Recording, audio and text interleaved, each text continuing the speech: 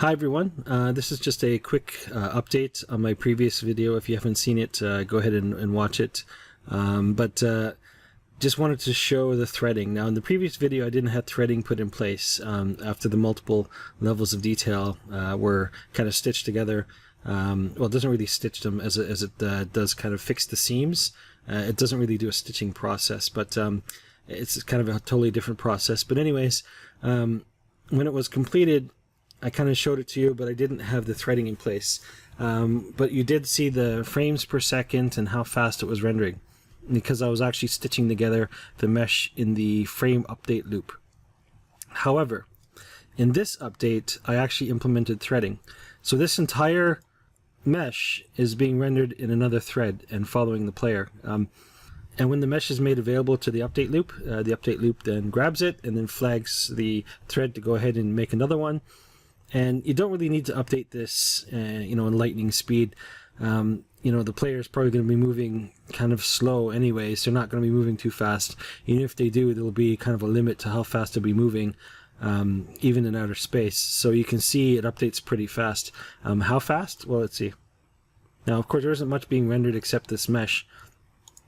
But you can see here, I turned off VSync, so it's almost it's literally going over 1,000 frames per second.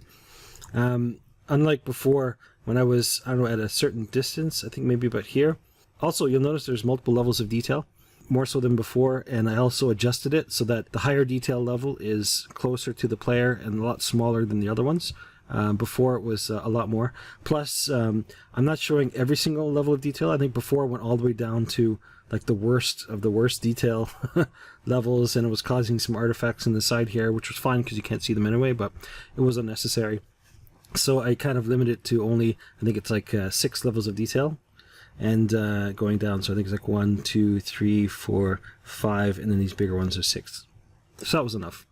So anyways, you can see how it follows the player quite nicely, and as the player gets close to the planet, you can see how the level of detail starts to increase. It looks kind of like an eyeball actually following the player around. I thought it was kind of cool.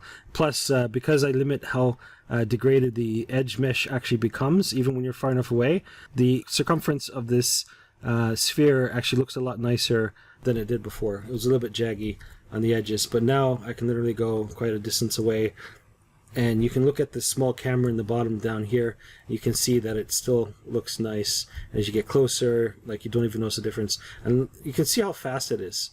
And then remember, that's all rendered in a thread. Right? And again, even at, let's go ahead and actually maximize the level of detail, maybe about there, I guess. That's probably the most number of polygons that would need to be registered. And of course you can see here that we're still looking at about 1,000 frames per second. So there's plenty of frames to go around.